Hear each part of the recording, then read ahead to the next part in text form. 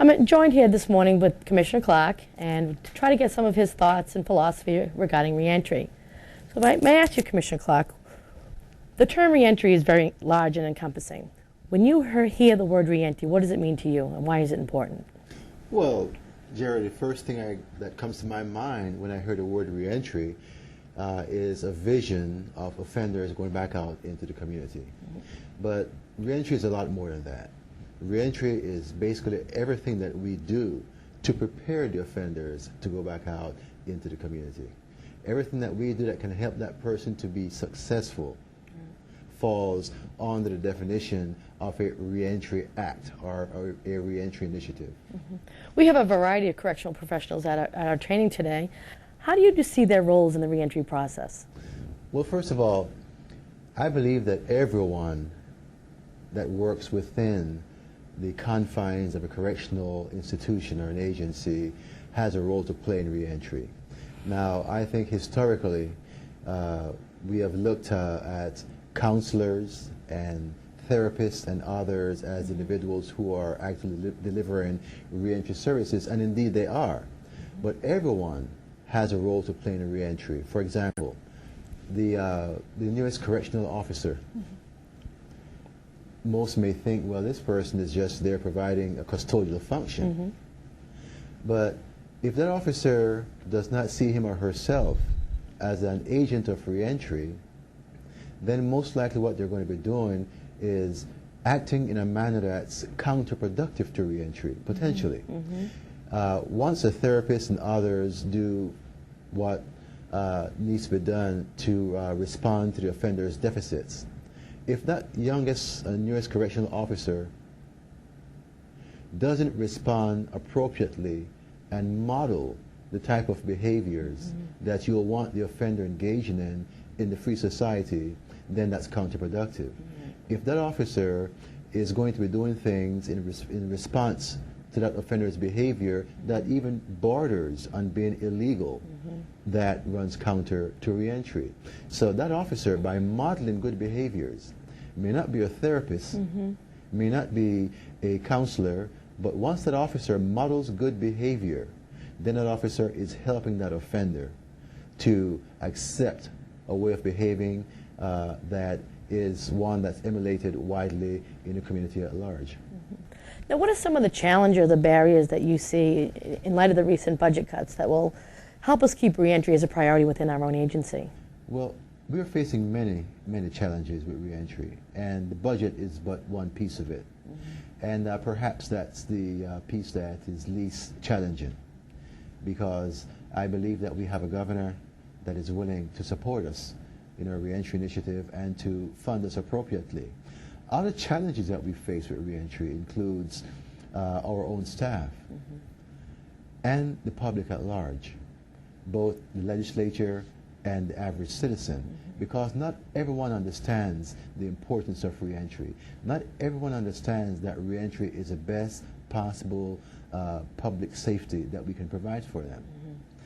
In terms of our staff, I believe that we need to help staff understand that they not only have a custodial function, which I think many signed on to be custody personnel and feel they have a custodial function, but it goes well beyond that.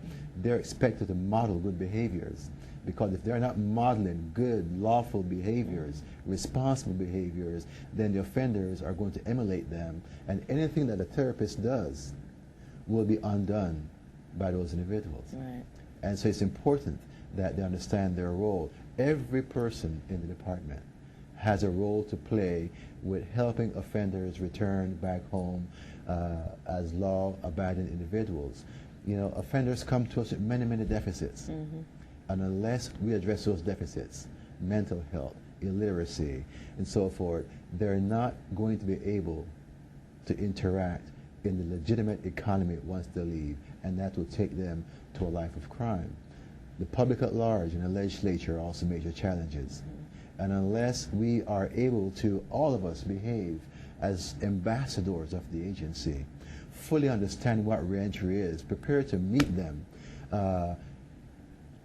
wherever it is that the conversation is taking place, then we are not going to be able to sell our reentry initiative. We must be purposeful in how we plan to promote reentry across the state, but we must also be prepared to, at this perfect moment, stop and have a conversation with a neighbor and with a critic or anyone else to be able to share with them what reentry is all about.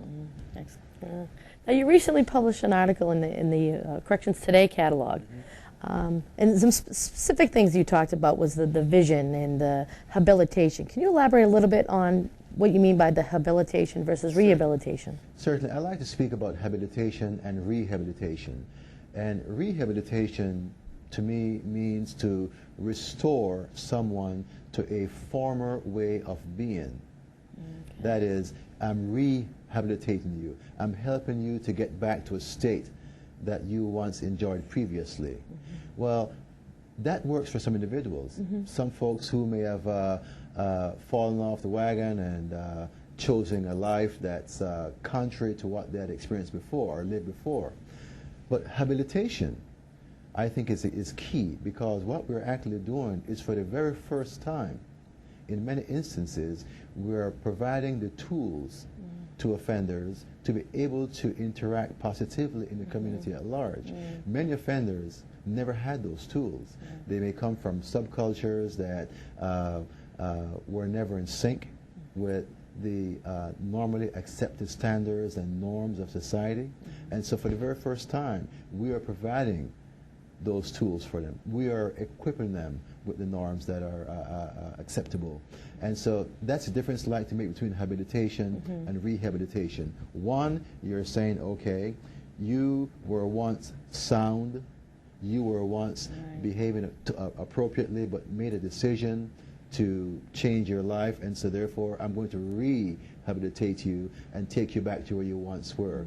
For others, it's I'm going to take you by the hand and for the very first time provide you the tools and the ability to be able to interact positively in society. And that's all done through programs and treatment, so the various programs and treatment that we offer. Yes, precisely. You know, any good reentry program begins with an assessment piece. And at the reception units, we must assess the offenders coming in to determine what is it that we can focus on that will help that person to be able to successfully integrate or reintegrate into society and function effectively. And I believe that we are almost the last resort in many respects when it comes to doing just that. School systems have failed many across not only the Commonwealth but others, other states as well. We have seen wherein the mental health systems are not functioning appropriately for a number of individuals. Now, they can't access these institutions. And so when they come to us, after that initial assessment that we provide, we are able to then determine whether or not they can function academically in the community, whether or not they have mental health issues and so forth. And so therefore, we put together a personalized plan for each offender, identifying all of their strengths and their weaknesses. And we go to work on those weaknesses. And we take advantage of those strengths that they may possess. Again, some of the weaknesses may include illiteracy, substance abuse, mental health issues, and on the list goes on. And we employ skilled therapists to work with them to address those deficits. Absent so doing, it's very unlikely that those individuals will ever be able to interact positively in society. An example, if you can't read or write beyond the 5th grade level, and on top of that you have a mental health issue, a mental health challenge, what are the chances of you being successful in the community? Right. What are the chances of you being able to access the legitimate economy? Right. You cannot. No. And so we need a different vision. You know, I think in corrections for too long, we have allowed the media and others to decide for us what we ought to be doing. Right. And I think we need to take control. We need to get a different vision and turn the tables on them. You know, most recently, I was criticized by one of the local a talk radio host after an article appeared in the newspaper. And this host was specifically responding to a comment that I made, that if we simply warehouse offenders, that's not helping public safety, and when offenders discharge, what they're going to find coming from these offenders is that they're going to be angry, they're not going to be anybody prepared to positively interact in society at large, and they're going to victimize individuals. Right. Well, this conservative talk radio host found exception, or took exception to my comments, and felt that the things that I am promoting we don't have to do, that punishment is really all that they need. But it's never been shown that punishment can actually cause people to learn how to read and write, or that punishment is going to solve your mental health problem or other issues that you may be facing. So I like to use the old cliche about cutting off one's nose to spite your face. And in essence, what this guy's promoting is just that. You know, you cut off your nose to spite your face, you're not going to look any better. Well, if there's any other closing comments from the Commissioner as we embark on the training for the rest of the day in terms of the role that everybody will be playing in the reentry discharge planning, I'd like to thank Commissioner Clarke for joining us this morning and wish everybody good luck in the training today.